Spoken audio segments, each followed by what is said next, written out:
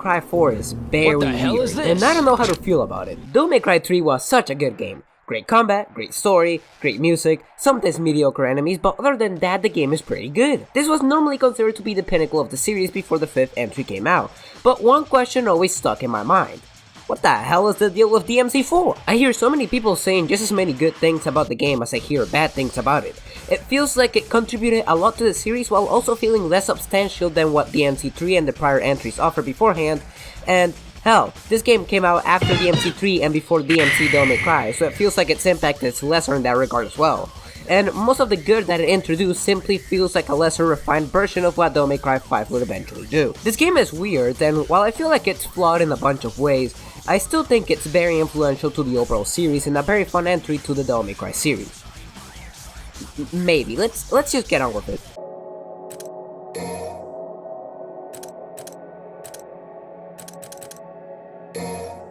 See, one of the most notable things about DMC4 is that the story is quite boring. Like, very boring. The cutscenes themselves are not bad, and the action and comedy inside them are actually pretty good. Nero and Dante are still the best parts about these cutscenes, and by that I mean Dante steals the show every single goddamn time he even appears on screen. I will argue he is just as good and funny as he was in DMC3. Hell, I'll argue he's even funnier. Now here comes the but, and this is a very big but. He isn't the main protagonist of the game. Hell, you can't even play as him until you're halfway done with the game. For the majority of the game, the main protagonist is going to be the newcomer Nero, which is said to be a descendant of Sparta, also known as Virgil's son. Because as we all know, the man was a monster unleashed, but especially a freak on the sheets, brother. Nero is an odd case. While I don't think that he is necessarily a bad character, he always felt a bit boring to me. He never really grows from the beginning of the game to the end of the game, apart from not hating his arm, and Dante I guess. But even then, it's not like accepting his demon heritage is the main point of the story. It's actually very minor in the grand scheme of things. Half the story is just about Nero chasing after Dante because the church he goes to got sad after Dante committed a couple of crimes. And when Nero discovers that the church was a true evil all along as they're trying to do something related to Sparta, is every conflict in this series about Sparta? Forget a good story for Devil May Cry 6, I want the villain to be a Walmart employee who hates his boss or something, I don't know. As I was saying, when Nero discovers that the church is kind of evil, they then proceed to kidnap his Wonder Bread of a girlfriend, which I swear has the personality of, well, Wonder Bread. There's nothing remarkable about her. And then Nero proceeds to just dip after mission 12 and have Dante take all the glory for the next 6 missions. Then Nero comes back just in time for the final boss and the game finishes. Well, that was the story ever made. My problem isn't even so much that the story is bad, but the fact that the story is bad after they put so much effort in the story of DMC3. But okay, the game is what matters the most, yada yada yada. How is the game? The game more or less follows the structure of the last game. One interconnected environment which you'll explore completely as the game progresses, and then explore a second time because Capcom really liked these stages. I'm getting ahead of myself. For the first 11 missions of the game, you'll play as Nero, switching to Dante after mission 12 and playing as Nero for the final 2 missions. The stages are considerably more linear than 3, but honestly I don't really find that a bad thing. I actually find these levels for the most part a bit more interesting than 3 if you ask me. You solve more puzzles, you do more platforming, and overall I like these levels a bit more. As Nero! When it comes to Nero's combat, if I had to describe it in any way, it would be like a simpler version of Dante with his own belts and whistles. The gameplay is still largely the same, kill enemies and look absolutely fabulous as a byproduct, and you'll be doing a lot of that here, but I can't help but feel like after a while Nero can be kind of stale. Dear Mother of God, why is it so hot in here? Siri, temperature in Fahrenheit. It's 87 degrees in here, what the fuck? Nero has 2 things to distinguish him from Dante, his sword Exceed and his devil arm. Nero's sword can be charged up and unleash more powerful versions of otherwise normal attacks. This is known as the Exceed mechanic, and it's honestly a lot of fun, but what mainly sticks out about Nero's combat is his devil arm, which can serve as a command grab which has a lot of versatility. It can grab enemies, be a grappling hook, it can be a free win button. Now don't get me wrong, I think that the mechanic is very fun, grab a motherfucker and go for... I just feel like the mechanic could have been deepened or further explored. Maybe grab and use an enemy's weapon and I don't know, maybe have different combos depending on the direction of the stick. Being entirely honest, it feels like Nero's combat shows all its glamour. What that you said? Shows all its glamour immediately, and it slowly burns salad as the game goes on. It's fun, but it feels like it gets stale as the levels progress because you unlock all the major combos early. At least I unlocked all the major moves and combos early. I'm talking about myself here. Nero is a remarkably simple character who isn't bad to control or play as, far from it. It just feels like the experience he brings when compared to Dante is comparably simple. Probably because that was the entire point. When you unlock Dante, the training wheels are off. The game tells you good luck and proceeds to roll you down the fucking Everest because if Nero was a Smash character, Dante would be like all the complicated fighting game characters combined into one. Dante is way better than he was in 3, as not only now does he have access to all his weapons at the same time, but he also has access to all his styles at the same time. Meaning that you can be as lost in the sauce as a fucking needle in a haystack because oh my god, this can be overwhelming to newcomers.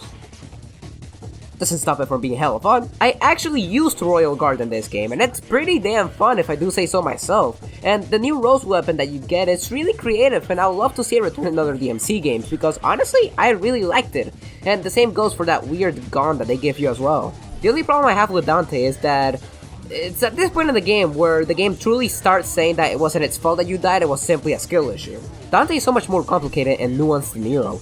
Not only are his basic weapons from when you unlock him alongside the style switching already more complex than what Nero has to offer, but that is only expanded by the skills that you buy, the weapons that you get at very fast speed since you get like a weapon every stage basically, and the increasing enemy difficulty which leads to Dante being a very hard character to fully grasp, let alone master him. Now don't get me wrong, I love playing as Dante exactly because of this. I can play as him and I can pretty much do anything I want and have a blast while doing so, but it can feel daunting going from playing as a coughing baby to the fucking hydrogen bomb. I think that Dante is far and away the better character in this campaign, and honestly it's a bit of a shame because he doesn't really get much time to shine before the game decides to shove you back to the dead weight.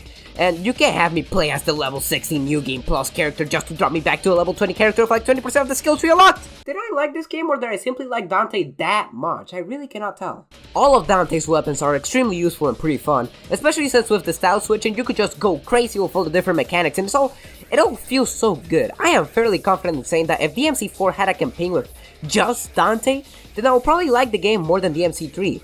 I do really think that his gameplay and weapons are that much better. It's just a shame to what happened to everything else surrounding his gameplay. Okay, so, did you love Nero's levels? Great.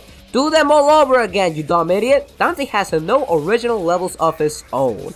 From the moment you get to play as him, you start right in the point where you finish the power mission as Nero, and you are making your way back to where Nero started his adventure in this game. The problem is that now you have to explore the same levels, which are sometimes words between you and me, just letting you know. And furthermore, refight the same bosses while you're at it. Is this island just a straight line? The bosses in this game I actually do enjoy more than 3 as well, but I don't enjoy them enough to replay them 3 fucking different times in the same campaign. Screw Mega Man, this is the true boss rush game, my god! There is such a thing as repeating a boss fight too many times, and Sonic knows a lot about that. However, it seems like this game isn't too far behind. The game just repeats content like this throughout the entire campaign, and oddly enough, it only gets worsened by the other 2 playable campaigns. I didn't record footage of the other 2 campaigns because dear mother of god would that be a time sink, but just know that yeah, you do play the game as Trish, Lady, and Virgil, which gets its own campaign by the way, and they're all basically the same thing, but oddly enough, Virgil is probably the worst campaign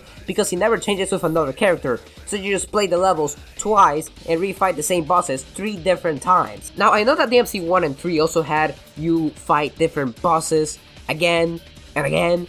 However, the difference is that 4 just simply feels worse because they're already rehashing a lot of content. The enemies are also a huge issue of the game. See, it's one thing to have a couple of enemies that made me groan, but I feel like that happens with nearly every new enemy in 4. There are some enemies that after a while I learned the trick to defeating them and that's that. It's fine, they're done and I can grab enjoyment from beating them. But some of the enemies just simply felt like a drag. They either don't get hit stun like nearly ever, have too much health, or just plain cheat like the guys in the jungle level which can just randomly damage you in the middle of a combo with no justice. Are you kidding me? The game feels so close to greatness. The graphics, the controls, and the combat mechanics are far better than DMC3, but so many other things make the experience almost fall apart completely. The enemies are simply not fun to fight, too much content is repeated throughout the campaign, and the story and music, which I forgot to mention, but it's not bad, it's just not as good as 3, all make the game falter in comparison to anything else in the series. Devil May Cry 4 is not a bad game, but it is a frustrating case of wasted potential. But hey, that's all I got to say. I'm just a random stranger you met on the internet. But hey, just call me Sudo.